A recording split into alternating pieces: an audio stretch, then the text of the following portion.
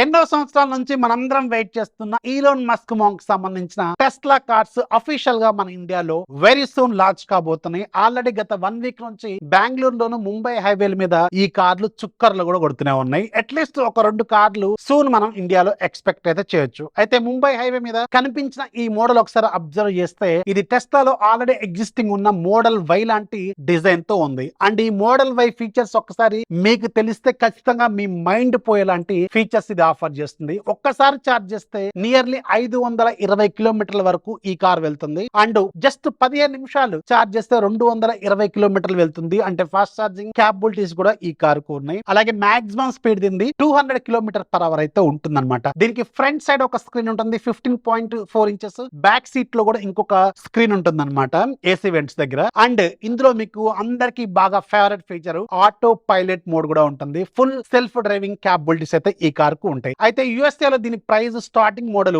Nearly 40 లక్షల వరకు ఉంటుంది మన ఇండియన్ కరెన్సీలోకి మారిస్తే. బట్ మన ఇండియాలో స్టార్టింగ్ మోడల్ నియర్లీ 60 నుంచి 70 లక్షల దాకా వెళ్లే అవకాశం అయితే ఉంటుందని చెప్తున్నారు. సో 70 లక్షల వరకు వెళ్తేనే సెల్ఫ్ డ్రైవింగ్ క్యాపబిలిటీస్ అయితే మనకి వచ్చే అవకాశం అయితే ఉంటుంది. సో దీని మీద మీ అభిప్రాయం ఏంటి? ఈ కార్లు మన ఇండియాలో వర్కౌట్ అవుతాయా కావా? అయితే ఈ మోడల్ ఒకసారి అబ్జర్వ్ చేస్తే దీని గ్రౌండ్ క్లియరెన్స్ అమెరికాలో ఉన్న మోడల్ తో కంపేర్ చేస్తే కొంచెం పెద్దగా ఉన్నట్టు అనిపిస్తుంది. ఎందుకంటే మన ఇండియాలో స్పీడ్ బ్రేకర్లు వేయమంటే గోడలు కడతా ఉంటారు రోడ్ల మీద, అలా ఉంటుంది కాబట్టి కొంచెం గ్రౌండ్ క్లియరెన్స్ పెంచినట్టున్నారు. సో ఈ మోడల్ మన ఇండియాలో వర్కౌట్ అవుతుందా కాదా? ఎవరైనా ఇంట్రెస్టెడ్ ఉన్నారా కాదా కొనడానికి? కింద కామెంట్లు రాయడం మాత్రం మర్చిపోవద్దు. ఇన్ఫర్మేషన్ వస్తే లైక్ చేయండి, మీ ఫ్రెండ్స్ కూడా షేర్ చేయండి.